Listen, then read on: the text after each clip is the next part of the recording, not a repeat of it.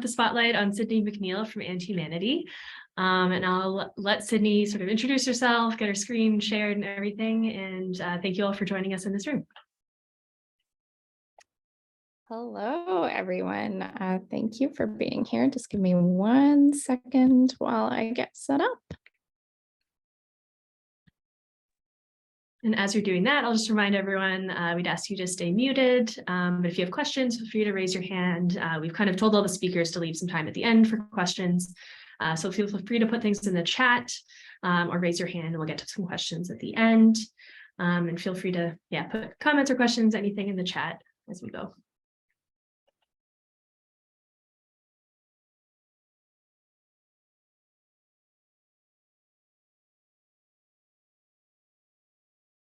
There we go. Sorry, I do this every day and every time I get nervous and forget how to share presentations. Yes. All right, there we go. Can you see my screen? Yeah, looks good. Awesome. Okay, so this is going to be a very full half hour. So I'm just going to dive right into it because this is such a huge and important topic. And I want to do it justice. And I also want to kind of leave some time for discussion at the end. So first, I'll just introduce kind of myself and my lens. At AndHumanity, we use kind of lenses instead of traditional bios to kind of disrupt the meritocracy myth and acknowledge the fact that we all bring our own lived experiences to literally everything we do. So this presentation is informed by who I am, my lived experiences, my biases, and all that. So my name is Sydney McNeill. I use they, them pronouns, and I'm the Director of Justice, Equity, Diversity, and Inclusion Brand Strategy at AndHumanity Inclusive Marketing Agency. A little bit about me. I'm an uninvited white, so Norwegian and Scottish ancestry settler on Treaty 6 territory. I like to say I'm queer in literally every way, so gender, sexuality, and multiply neurodivergent. So I'm autistic and I have ADHD. Also describe myself as a thriving human parent and failing plant parent. I have tons of houseplants and I just neglect them all the time.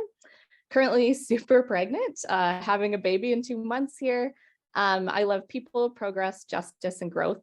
I like to describe myself as infinitely curious and optimistically critical. So kind of picking things apart, but with that hope of a better tomorrow, I guess. And I still collect rocks. And today I'm going to actually be speaking about some of these concepts from my own lenses of lived experience, just because that's what I'm the expert in more than anything else. I also just want to quickly acknowledge that I'm facilitating virtually from Treaty 6 territory today. And this is the traditional land of many Indigenous peoples, including the Cree, Dene, Nakota Sioux, Saulteaux, Blackfoot, and Métis people. And as we get started, I just kind of invite you to take a moment to reflect on the land that you're currently on, its original peoples, and your personal role in and commitments to reconciliation, which a reminder is the responsibility of settlers like myself, and not Indigenous peoples, decolonization and indigenization. So what is intersectionality? You know what? I don't know if I shared my sound, so I might have to redo this. But Kimberly Crenshaw coined the concept of intersectionality and can describe it much more eloquently than I can. So I'm going to let her explain it. Can you hear my sound? Intersectionality is just a metaphor for understanding the ways that multiple forms of inequality or disadvantage sometimes compound themselves. And they create obstacles that often are not understood within conventional ways of thinking about anti-racism or feminism or whatever social justice advocacy structures we have. Intersectionality isn't so much a grand theory, it's a prism for understanding certain kinds of problems. African-American girls are 6 times more likely to be suspended than white girls. That's probably a race and a gender problem. It's not just a race problem, it's not just a gender problem. So I encourage people to think about how the convergence of race stereotypes or gender stereotypes might actually play out. Awesome. And that's just a clip from a talk She has so many incredible talks about intersectionality. So definitely encourage you to look into it and listen to her speak about it if you haven't, because she's better at it than me. So according to Crenshaw, basically there are three kind of types of intersectionality. So there's structural, which is how kind of different structures work together to create a complex, interconnected experience of oppression. So how we might kind of conceptualize this is, for example, say there's a two-spirit, gender diverse youth who goes to school, and they're definitely experiencing like settler colonialism and erasure of history in the education that they're getting. They're also experiencing homophobia and cisnormativity in that environment. And then perhaps that same youth goes into the medical system, and they're again experiencing not just transphobia and a resistance to kind of get them the healthcare that they need as a gender diverse individual, but they're also experiencing systemic racism as an Indigenous person. And so really acknowledging how the structures in our society kind of work together to create these really complex experiences. There's also political. So this is recognizing the distinct experiences of overlapping identities in politics and not segregating experiences by one dimension of identity. So Kimberly Crenshaw speaks a lot about this in terms of the Black civil rights movement and how this kind of centers the voices and the experiences of Black men, and the feminist movement, which typically centers the voices of white women, and looking at who gets erased there, and it's Black women. And then representation. So really looking at authentic representation of complex identities with positive impact, and what it means to be represented, and not having representation boxed into those checkboxes of the most privileged group of any given dimension of identity. So when we talk about intersectionality, it's important to remember, like it's not an equation, it's not a scorecard. We're not adding up our own lenses and trying to get to some, sum or score. It's really a prism and a holistic framework to better understand personal and collective lived experiences in the context of today's society and history. So in this diagram on the left here, just acknowledging these are designs our team did, but taken from the amazing graphic design of Sylvia Duckworth, who does a lot of really kind of incredible work around social justice illustrations, and based on kind of this model from CCR here. I discourage people from thinking about intersectionality using this list. And this list is not exhaustive. These are not all dimensions of identity. And instead kind of encourage them to look at this big like prism blob and think about, how all of these different parts are touching each other, how the gradient of the color is different kind of at each intersection, and how a person identifies within kind of each of these creates one whole complex lived experience, and not something that can be siloed out into these, individual numbered lists. And then the other image here is really about proximity to power. And it's not meant to be, a statement about how much power or autonomy certain individuals have, but it's really about how far people have to go and how many barriers people have to overcome to get access to power in our society based on how our society is built. So again, these dimensions of identity, they're not complete. Not all the phrasing is actually perfect in terms of preferred language. But as the concept, just thinking about, all of these different things and how everyone sort of has different proximities to power based on these dimensions, and how those aren't separate experiences, but rather, complete and complex experiences. And then thinking about, intersecting forms of oppression as related to our identities. So I won't go through all of these necessarily, but, people experience different types of oppression in their daily life, or don't experience different kinds of oppression and hold privilege in those areas. So for example, me, I experience, some cis sexism as a non-binary person, as well as ableism as an autistic person and someone with ADHD. And so thinking about that intersection about, how do those two things actually interact and show up in my life? It's not always separate, it's really combined and it's complex and it happens together. And so thinking about how these systems kind of work together and affect people with different identities. And then looking at the topic of this very exciting event, the connection between the concept of intersectionality and social isolation. So first, just honoring lived experience. Social isolation is a deeply personal experience and everyone's experience is valid.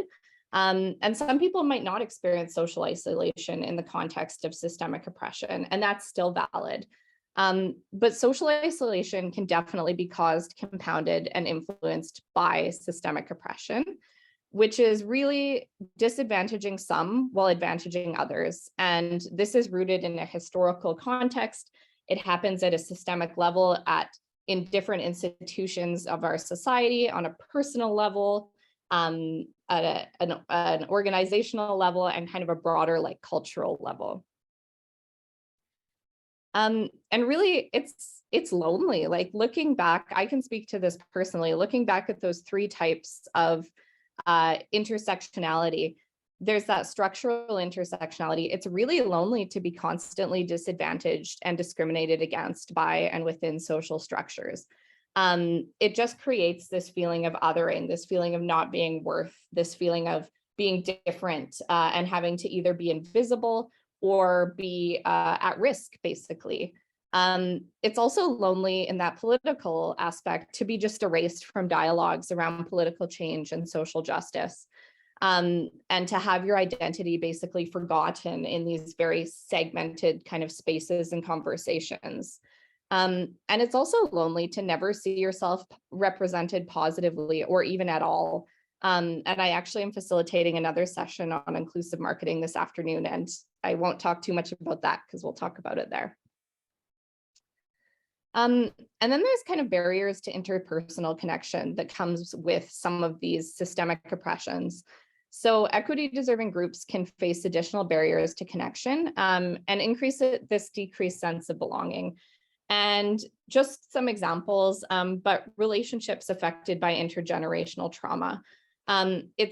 It's very difficult, or it can be very difficult to feel like you belong or feel a sense of connection when your connection with those closest to you and your caretakers has been disrupted by violence, by settler colonialism.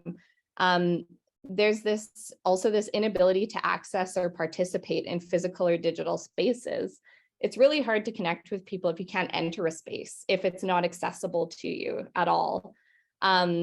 There's a fear of discrimination or violence for being who you are. It's inherently harder to connect with people and trust people when you're constantly having to think about, am I going to be punished? Am I going to experience negative consequences for being my authentic self? Or where it's very visible, not even having that privilege of disclosing or not disclosing.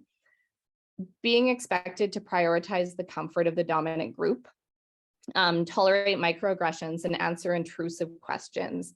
And so constantly being in that space of being expected to put yourself second, it can be really hard to authentically connect with people when, for example, Black women are constantly told that they're aggressive and are constantly having to manage that unfair kind of stereotype. Or, for example, myself as a bisexual person, the number of intrusive questions about my relationships, my sexuality, my body that I get is just absurd. And so being really mindful that it can be really hard to build connection when often people interacting feels like it's intrusive or uncomfortable in some way. And there's also this idea of connecting through shared experiences. So the more dimensions of difference we have, the harder it can actually be to find community and people with shared experiences. So not all people of color experience racism the same. There's that one problem with the huge umbrella of people of color.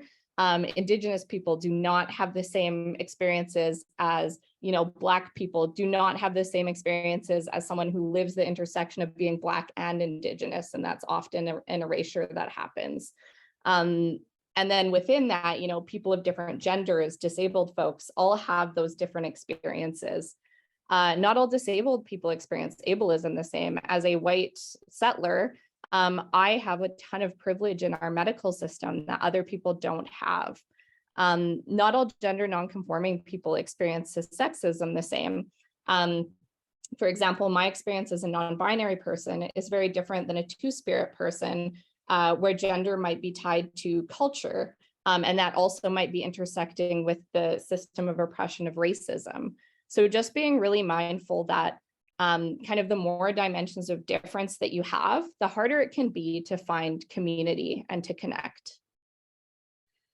And there's also this idea of existing as other. And so society normalizes dominant dimensions of identity, and people who exist outside of norms, there's really no such thing as normal, but it's a social construct. But especially those who are affected by multiple systems of oppression are seen and treated as other. And this goes way beyond kind of those interpersonal barriers that we're talking about in terms of connection. This is, you know, things like systemic abuse, not having access to safe, supportive healthcare, police brutality and disproportionate incarceration rates, foster care system, and especially the disproportionate representation of Indigenous children in the foster care system in Canada. There's things like erasure of language and culture, a lack of access to resources, or being discriminated against or not being able to access, you know, workplaces. And these are things that really affect, you know, our ability to connect and our capacity for connection even. And so thinking about kind of the relationship between those two concepts. And that comes down to acknowledging privilege too. Our basic needs need to be met for us to have time and energy for connection. Activities related to kind of this healthy concept of connection, of community, they often require socioeconomic resources and a certain level of access to certain things or spaces. And accessing support when we're isolated can be a privilege as well, because systems of support can really kind of perpetuate oppression. So for example, the mental health care system isn't necessarily, you know, inclusive of people with different identities and intersectionalities. And so the connection between these, systemic oppression and isolation, there are tons of different systems of oppression, but as we kind of saw, they're not really separate.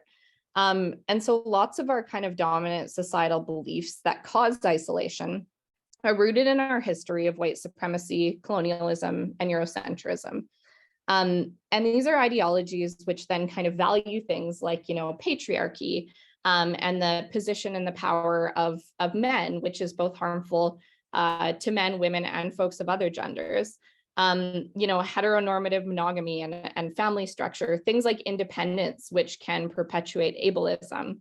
The concept of purity, which is, you know, sexist, contributes to racism, cultural genocide, things like gender norms in the gender binary, and things like productivity and this constant, you know, expectation to be productive, which comes ultimately at the expense of connection sometimes.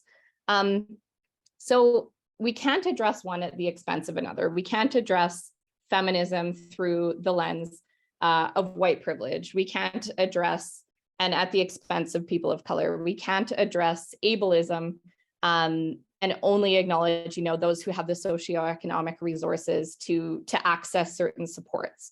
But by addressing one intersectionally, we can often influence another. So it's both kind of something we need to be critical and mindful of, and also something that we can see as an opportunity to kind of recognize how all these things are interconnected and how by kind of pushing forward in one way, we can push forward something else. I also want to take a little bit of time to kind of acknowledge some nuances in this conversation. So challenging the narrative around digital disconnect. Digital spaces and platforms are so often framed kind of really negatively in discussions around social isolation. And there's definitely like necessary, valid critique there, not saying there's not. But also on the other side, for some, they're a lifeline. They're the only source of connection, the only access to community.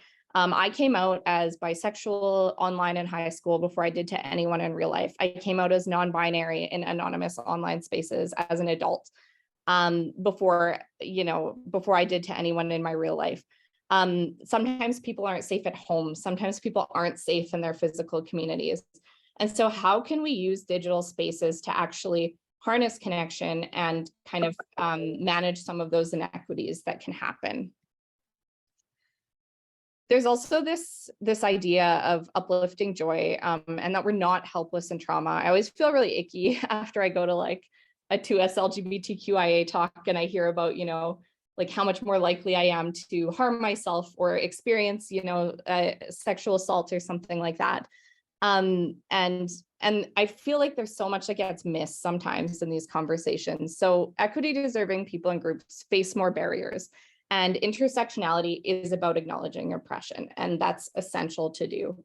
But it's not the full story. Like diverse people, intersectional communities are building and promoting community and thriving and connecting with our diverse intersectional identities. However we're able, recognizing that, sometimes there's a disconnect from culture. Sometimes it's not totally safe to be our authentic selves, but however we're able to, it really is a source of belonging and a way to actively challenge social isolation. There is an abundance of thriving joy, connection, healthy existence, and love among, people who live within compounding systems of oppression. And we really shouldn't need to be resilient, and it's perfectly fine, to be tired, imperfect, vulnerable. We need to challenge all the shame that comes with this idea that, strength and perseverance is the responsibility of equity deserving people. But we're also not just loss, pain, suffering, sadness. And so lenses of justice, really pursuing justice will positively impact social isolation. That's what it comes down to. This is a critical factor in addressing social isolation. Some shared approaches between social justice theories and movements that can kind of help us maybe apply this lens a little bit to this work is one, nothing about us without us, recognizing that we are only the experts in our own lived experience. We need to engage communities that are actually having these experiences and people that are actually having these experiences. And that often this work needs to be actually led from that lens of lived experience. So there is no doing, for, it's doing with. Acknowledging and embracing difference, challenging the idea that there is even a normal, there's not a normal body type. So often, white gets to be invisible, able gets to be invisible, heterosexual or straight gets to be invisible, and anything else is other. And by doing that, we create these norms. And so challenging and kind of shaking up this idea of normal. Disrupting the shame that comes with these conversations and work. We have a lot of ugly history. We have a lot of, tough conversations to have. We have a lot of feelings and maybe defensiveness that come up when we talk about these things. And just really thinking about, like, how can we challenge that shame within ourselves and actually do something with it? And part of that is learning, owning, and challenging bias. So a lot of people will push their biases down. A little thought comes up and they go, oh no, I don't want to think that. And by doing that, that bias actually stays and it persists. And so there's something about engaging your biases and asking yourself, is that so? That's an interesting thought. Where did that come from? And actively engaging and having those conversations with yourself. Questioning personal and cultural assumptions and values. So, what do we believe is right? What do we believe is normal? Why? There are so many things that are just assumed that actually come down to oppressive systems. Like, why do we believe a certain type of research is valid? Why do we believe a certain type of storytelling or communicating is valid? Why do we believe a certain way of being is valid? Why do we believe independence is good? Why do we believe, profit is good or is held to, higher standards than other things? And really asking those questions.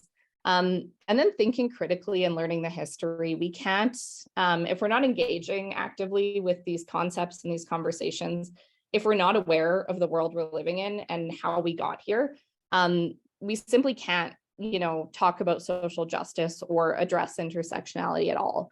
So just taking the time to kind of critically think and learn. And so that kind of leads me to some final reflections. And these are just kind of thoughts that I hope you'll keep in your mind as you consider this topic. So how do systems of oppression show up and not show up in people's daily lives? Often we talk about things, like systemic racism or cisnormativity or whatever in these huge concepts, but like, how are these systems of oppression actually showing up and not showing up in people's daily lives? And what impact is this having on belonging? How do we define and address socialization with nuanced appreciation for diversity and without generalizing the experience? Because this almost always defaults to that dominant lens. So whose concept of socialization even is this, and why does that matter? Who is this, conceptualization true for, and who is it not true for? And being really critical as we're even engaging with this concept. How safe does society make it for a person to express vulnerability and ask for help? And who are supports available to and designed for, and what needs to happen to make support safer and more accessible? And then there's this idea really of nothing about us without us. How can we learn from and uplift diverse intersectional identities and communities? There's so much good, advocacy work and connection being done that relates to social isolation in the kind of the social justice space. How do we honor the advocacy and expertise of equity deserving groups in addressing social isolation? And that really important question of how do we do with, not for, and I mean ideally by, but always asking that. How do we create equitable space for meaningful connection? How do we stop putting the responsibility on individuals and collectively own some of the major systemic issues contributing to this? Because so often it comes down to reach out, get help, connect. But how do we actually stop doing that and own that this is an issue that's really rooted in some like massive social things? How do we stop passively inviting people in, come on in, we're inclusive, everyone's welcome. And instead actually meet people where they are, offer the supports they need, and engage them in ways that acknowledge their really unique experiences and circumstances. And acknowledging these are really big questions. I'm not asking these questions expecting you to answer them, but I am asking that you kind of keep them top of mind, that you reconsider them often, and that you challenge your own answers with that kind of critical curiosity as you consider what social isolation is, how it's experienced, and how you can help. That is all from me, so I will open it up to you now.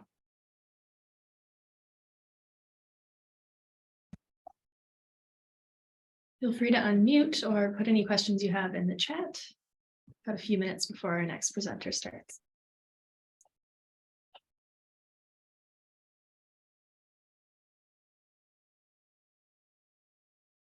Getting lots of thank yous in the chat, Sydney. Not sure if you've seen those. I see that. Yeah, thank you. Yeah, it's a huge concept for like one kind of like early in the day and two for such a short presentation. So yeah, I appreciate you being here.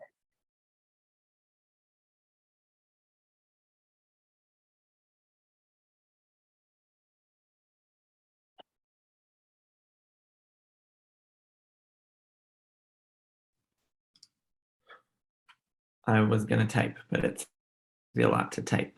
I had a question about by addressing one intersectionality, we can influence another. Are you able to share maybe a few examples of some notable ones?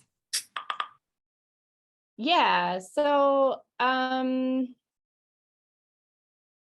think one of the most insightful ones for me to learn about has been the concept of reconciliation, the concept of decolonization, and how so many systems of repression are actually rooted in that kind of Eurocentric settler colonial mindset. So, for example, heteronormativity or patriarchy, as it kind of shows up in our society today, are really, really rooted in those kind of, we can trace back to like European ideologies that kind of intersect also with the atrocity of settler colonialism in Canada. And so we can't really actually talk about transphobia, about homophobia, without talking about settler colonialism. And it does happen so much, and so many queer spaces too, and queer theories and all that are actually quite colonial because they've been formed in colonial institutions. And so kind of looking at those interconnections of like, where does this oppression come from? What needs to be, kind of move forward, and by maybe like pushing this lever, what other ideologies am I challenging? Or like, for example, that value of independence that's really kind of prevalent in Eurocentric values. Also looking at, how much that's influenced kind of ableism overall, and how disabled people are seen as almost worth less in society.